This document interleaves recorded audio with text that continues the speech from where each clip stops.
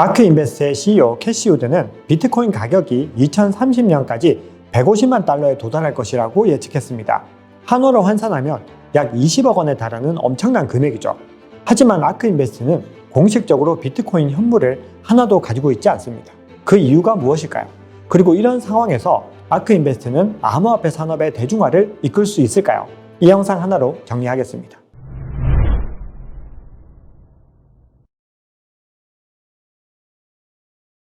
네, 구독자 시청자 여러분 반갑습니다. 박 작가입니다. 자, 오늘 영상은 커뮤니티에서 받은 질문을 토대로 제작되었습니다. 질문은 아크인베스트는 비트코인을 얼마나 보유하고 있는지 궁금하다는 질문이었습니다. 현재 암호화폐 시장에서 가장 큰 영향력을 미치는 인물은 누구일까요? 자, 이 산업에는 일일이 열거할 수 없을 정도로 많은 선구자들이 있습니다. 그래서 질문을 조금만 바꾸어 보겠습니다. 암호화폐 시장에서 대중적으로 가장 큰 영향력을 미치고 있는 인물은 누구일까요? 아마도 많은 분들이 마이크로스트래티지의 마이클 세일러, 테슬라의 일론 머스크, 그리고 아크인베스트의 돈나무 원니, 캐시 우드를 떠올리지 않을까 싶습니다. 그러면 이들이 이끌고 있는 마이크로스트래티지, 테슬라, 아크인베스트는 얼마나 많은 비트코인을 보유하고 있을까요? 일단 아크인베스트는 없다고 말씀을 드렸고요. 나머지 두 개 회사를 보겠습니다. 최근 해외 매체 핀볼드에서 비트코인 상위 홀더 톱10을 공개했습니다. 순위를 보시면 압도적으로 1위는 사토시 나카모토였습니다. 약 110만 BTC 정도를 보유한 것으로 추정되고 있습니다. 2위는 그레이스케일의 GBTC입니다. 흥미로운 건 미국 정부가 무려 5위에 올라 있다는 것입니다. 물론 이 물량은 순차적으로 시장에 매도할 예정입니다. 그리고 6위에 마이크로스트래티지가 있습니다. 이외에 나머지 상위 홀더들은 모두 거래소이거나 거래소와 관련 있는 기업 및 개인입니다. 테슬라도 상당한 물량을 보유하고 있는 것으로 알려져 있는데 이 순위에는 보이지 않습니다. 상장사로 범위를 좀 좁혀보겠습니다. 상장기업 순위에서 1위가 마이크로스트래티지이고 3위가 테슬라입니다. 그리고 한국의 넥슨도 포함되어 있습니다. 이외에 나머지는 채굴 기업들이 톱10에 다수 이름을 올리고 있습니다. 지금부터는 아크인베스트에 관해서 이야기를 할 텐데요. 그 전에 캐시 우드에 관해서 조금만 알아보고 가겠습니다. 돈나무 원니 캐시 우드는 비교적 최근에 유명해졌지만 금융업에 뛰어든 건 무려 1977년부터입니다. 본격적인 행보는 1980년부터인데요. 제니슨 어소시에이츠에서 수석 경제학자, 분석가, 전무이사로 18년 동안 일했습니다.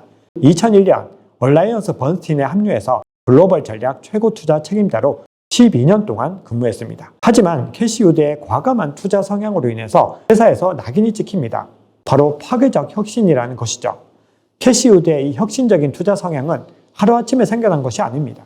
상당히 일관적인 것이었죠. 결국 캐시 우드는 2014년 10월 본인의 회사를 설립합니다. 당시 캐시 우드는 1년 남짓 성경을 읽고 있었는데요. 노아의 방주에 깊은 감명을 받습니다. 그래서 회사 이름을 아크로 짓죠. 네, 아크는 바로 방주라는 뜻입니다. 아크인베스트의 성공을 이끈 가장 큰 원동력은 모두들 알고 계시듯 테슬라입니다. 2016년 12월 아크 이노베이션 ETF ARKK가 400만 달러어치를 매수하면서 본격적인 테슬라 투자가 시작됩니다. 그런데 캐시 우드는 테슬라보다 비트코인을 먼저 발견했습니다. 캐시 우드는 2015년경 비트코인이 개당 약 250달러, 한화 약 33만 원 가량일 때 10만 달러어치의 물량을 매입했다고 합니다. 그리고 이 물량을 지금까지 단 한 개도 팔지 않았다고 합니다. 그런데 아크인베스트는 왜 비트코인을 매입하지 않았을까요? 사실 이유는 간단합니다. 아크인베스트에서 운영하는 펀드는 오로지 증권에만 투자할 수 있기 때문입니다. 미국의 증권법 때문이죠. 비트코인을 비롯한 암호화폐는 증권이 아닙니다. 대신 아크인베스트의 펀드들은 이 암호화폐 관련 주식을 대량으로 담고 있습니다. 아크에서 운영하는 펀드는 총 8개입니다. 이 중에서 ARK 이노베이션 ETF인 ARKK, 차세대 인터넷 ETF ARKW, 핀테크 혁신 ETF ARKF에서 암호화폐 관련 주식을 주로 담고 있습니다. 특히 암호화폐와 더욱 관계가 깊은 건 ARKW와 ARKF입니다. ARKW의 구성 목록을 보겠습니다. 가장 많이 보유한 종목은 코인베이스로 8.77%의 비중을 차지하고 있습니다.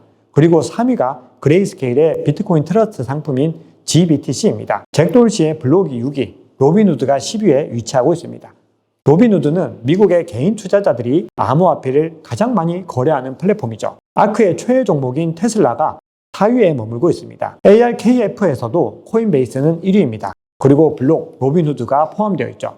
여기에는 상위 10개 종목의 테슬라가 없습니다. 전체 펀드에서의 비중도 암호화폐 주식이 상당히 높습니다. 아크인베스트 보유 종목 중 비중 1위는 테슬라로 9.6%를 차지하고 있습니다. 2위가 코인베이스로 7.0%였습니다.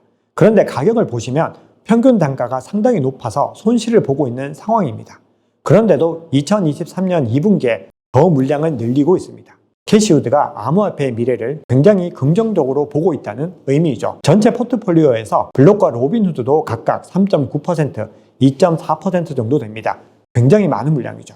아크인베스트는 ARKW 포트폴리오에서 확인했듯이 GBTC에도 간접 투자를 하고 있습니다. GBTC를 전체 포트폴리오의 0.8%가량 보유하고 있습니다. 물론 이 상품은 비트코인으로 환매가 불가능하기 때문에 단순히 비트코인 수량과 매칭을 하기에는 제한이 있습니다. 참고로 GBTC를 가장 많이 보유하고 있는 기관은 블랙록입니다. 그 뒤로 피델리티, 모건스탠리, 뱅가드 같은 월가의 공룡들이 위치하고 있죠. 그런데 GBTC는 구조적인 문제로 할인율이 적용됩니다. GBTC 투자는 비트코인을 직접 보유하는 것이 아니라 그레이스케일이 보유하고 있는 비트코인에 대한 투자권을 보유하는 구조입니다. 자, 이 구조로 인해서 GBTC는 비트코인 가격의 변동성과 완벽하게 연동되지는 않습니다. 거기다가 GBTC의 운용 수수료 및 관련 비용들도 차감이 되죠. 이로 인해서 비트코인보다 낮은 가격에 거래가 됩니다. GBTC 할인율은 지난해 12월 사상 최고인 49%까지 벌어졌습니다. 아크인베스트는 11월 40%까지 격차가 늘어났을 당시 GBTC를 대량으로 매입했습니다. 이후 SEC를 상대로 승소하면서 할인율이 크게 축소되었고 아크인베스트는 촬영 시점 기준으로 16.9%의 수익을 거두고 있습니다. 아크인베스트는 비트코인 현물 ETF에도 가장 진심입니다. 아크인베스트는 2021년 10월과 2022년 10월 SEC의 현물 ETF 상장을 신청했지만 두 차례 모두 거절당했습니다. 비트코인 현물 ETF가 투자자 보호를 위한 규정을 충족하지 못했다는 이유에서입니다. 비트코인 시장의 변동성이 크고 사기와 시장 조작이 발생할 위험이 크다고 우려한 것이죠. 물론 명목적인 이유입니다. 아크인베스트는 포기하지 않고 2023년 5월 15일 세 번째 신청을 했습니다. 하지만 이번은 이전과 확연한 차이가 있습니다. 바로 전 세계 1위 자산운용사 블랙락도 신청 명단에 들어있다는 것이죠. 뿐만이 아닙니다. 피델리티, 프랭클린 템플턴 같은 굴지의 투자 회사들도 모두 동참을 했습니다. 이제 SEC의 입장에서는 함부로 거절하기가 굉장히 껄끄러워졌습니다. 명확한 이유가 있어야지 거절할 수 있는 것이죠. 그리고 하나의 회사를 승인하게 되면 나머지 회사도 모두 일괄적으로 승인을 해야 합니다. 아크인베스트는 이더리움 선물 ETF와 이더리움 현물 ETF를 모두 신청한 유일한 투자 회사이기도 합니다. 만약 이더리움 ETF의 신청도 승인되면 암호화폐 시장은 새로운 국면으로 접어들게 됩니다. 앞으로 다양한 알트코인 ETF가 출시될 수 있는 발판을 마련한 것이죠. 비트코인 현물 ETF가 승인되면 BTC의 유동성이 증가하게 됩니다. 자산 운용사들은 실제로 비트코인을 보유해야 하기 때문입니다.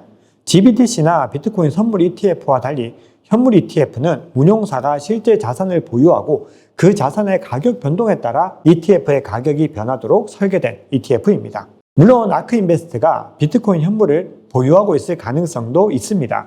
기관들은 OTC 마켓을 주로 이용하기 때문입니다.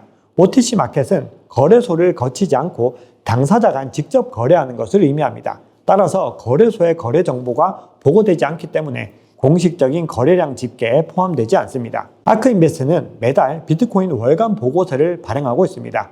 글래스노드의 수석 분석가였던 데이비드 퓨엘을 영입해서 지표 개발에 많은 공을 들이고 있죠. 관심 있으신 분들은 아크인베스트 홈페이지에서 확인하시면 됩니다.